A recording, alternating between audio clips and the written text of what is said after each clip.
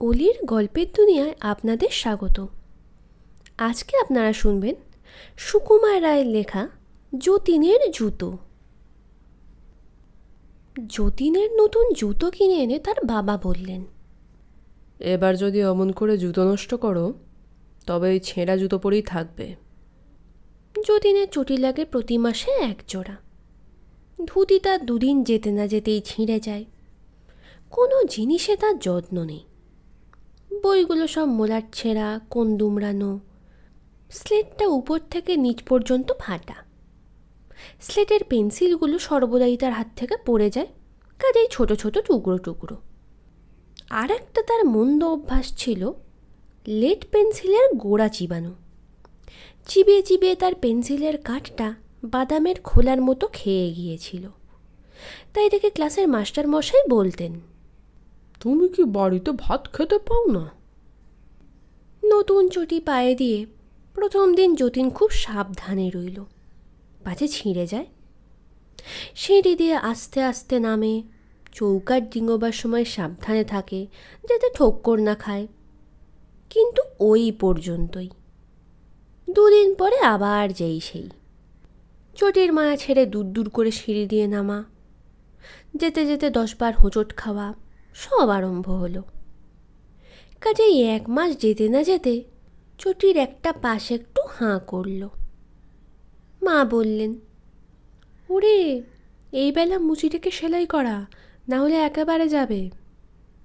কিন্তু মুচি আর ডাকা হয় না, চটির হাঁও বেড়ে চলে। একটি জিনিসে যতীন খুব যত্ন করত, সেটা হচ্ছে তার ঘুড়ি। যে ঘুড়িটি তার মনে লাগতো সেটিকে সে সযত্নে জোড়া তারা দিয়ে যতদিন সম্ভব টিকিয়ে রাখত। খেলার সময়টা সে প্রায় ঘুড়িয়ে উড়িয়েই কাটিয়ে দিত। এই ঘুড়ির জন্য কত সময় তাকে তাড়া খেতে হতো। ঘুড়ি ছিঁড়ে গেলে সে রান্নাঘরে গিয়ে উৎপাত করত তার আঠা চাই বলে। ঘুড়ির লেজ লাগাতে কিংবা সুতো কাটতে কাঁচি দরকার হলে সে মায়ের সেলাইয়ের বাক্স ঘেঁটে ঘন্ট করে রেখে দিত। ঘুড়ি উড়াতে আরম্ভ করলে তার খাওয়া দাওয়া মনেই থাকতো না। সেদিন যতীন স্কুল থেকে বাড়ি ফিরেছে ভয়ে ভয়ে। গাছে চড়তে গিয়ে তার নতুন কাপড়খানা অনেকখানি ছিঁড়ে গেছে। বই রেখে চটিটা পায়ে দিতে গিয়ে দেখে চটিটা এত ছিঁড়ে গেছে যে আর পড়াই মুশকিল। কিন্তু সিঁড়ি নামবার সময় তার সে কথা মনে রইল না। সে 2-3 সিঁড়ি ডিঙিয়ে ডিঙিয়ে নামতে লাগলো। শেষে তাতে চটির হাঁ বেড়ে বেড়ে সমস্ত দাঁত বের করে ভেঙচাতে লাগলো। যেমনি সে শেষ 3টা সিঁড়ি ডিঙিয়ে লাফিয়ে পড়েছে, অমনি মাটিটা তার পায়ের নিচ দিয়ে সুরুত করে সরে গেল।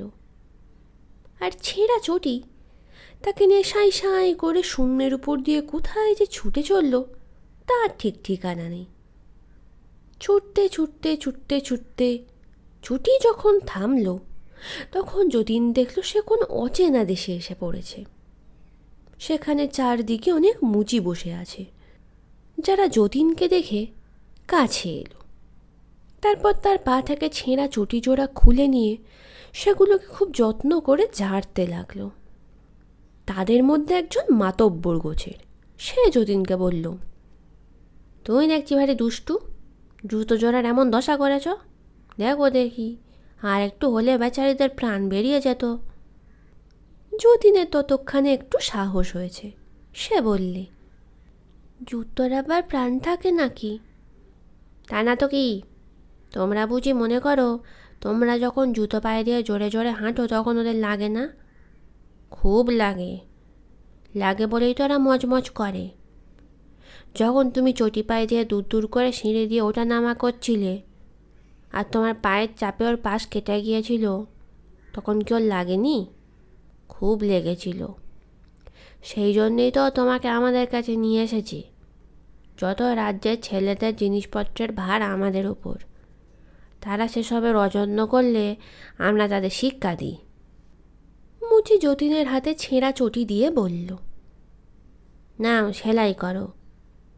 যতীন রেগে গেল, আমি জুতো সেলাই করি না, মুচিরা করে। এ কি তোমাদের দেশ পেয়েছো যে করবো না বললেই হলো? এই সুতো নাও আর সেলাই করো। যতীনের রাগ তখন কমে এসেছে, তার মনে ভয় হয়েছে। সে বললে, আমি জুতো সেলাই করতে জানি না। আমি দেখিয়ে দিচ্ছি, সেলাই তোমাকে তো করতেই হবে। যতীন ভয়ে ভয়ে জুতো সেলাই করতে বসল।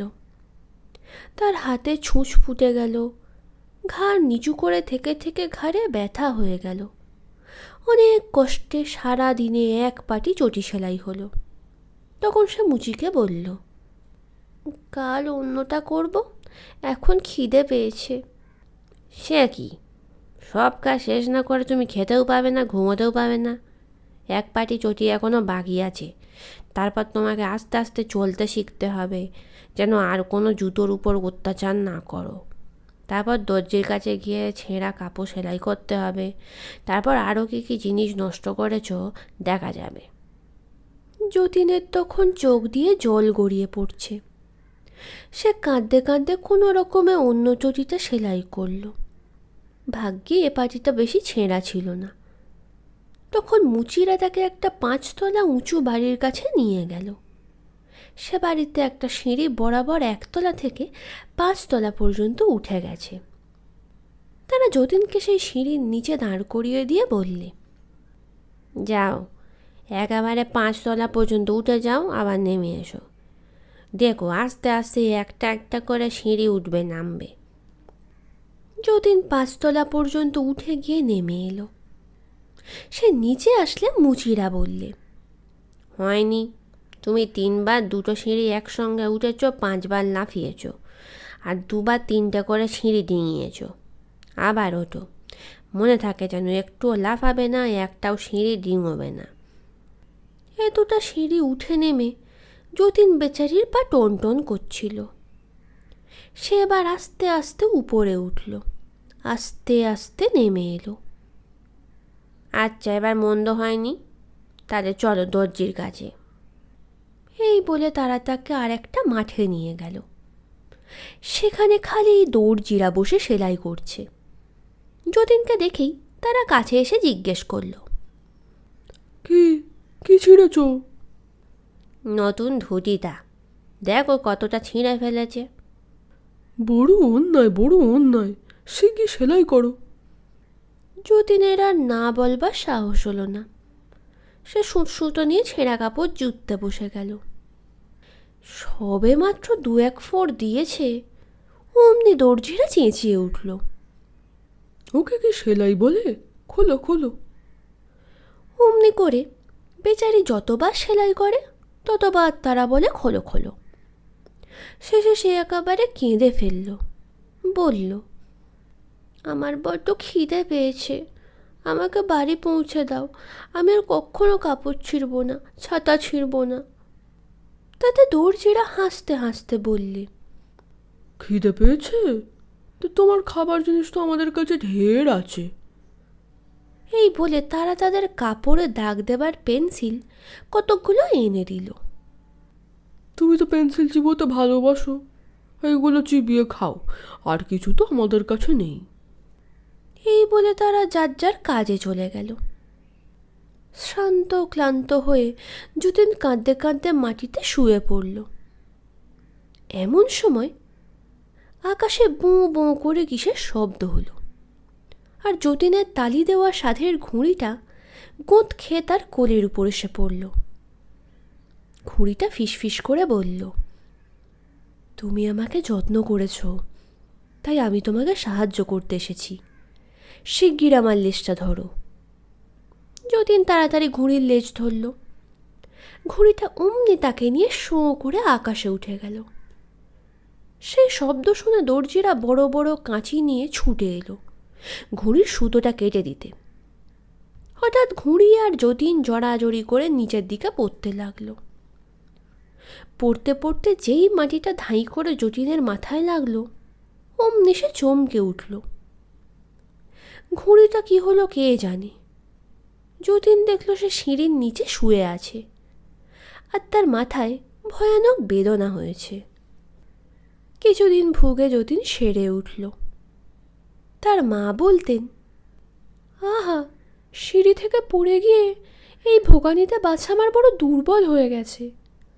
সেই স্ফূর্তি নেই, সেই লাফিয়ে ঝাঁপিয়ে চলা নেই, কিছুই নেই। তা নইলে এক জোড়া জুতো 4 মাস চলে। কিন্তু আসল কথা, যতীন এখনো সেই মুচিদের আর দর্জিদের কথা ভুলতে পারেনি।